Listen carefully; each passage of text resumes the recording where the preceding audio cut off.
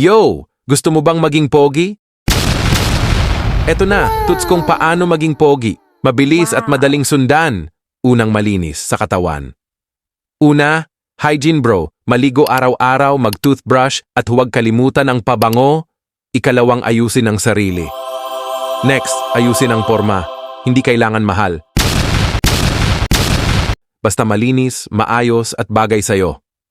Tatlong, magtiwala sa sarili. Confidence, tol.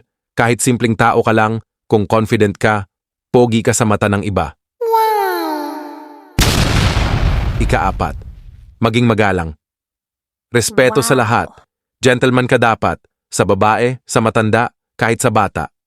5, positibo at masayahin. At syempre, lagi lang masaya. Smile lang. Iwas nega. Kasi ang good vibes, nakakahawa. Yun na yun.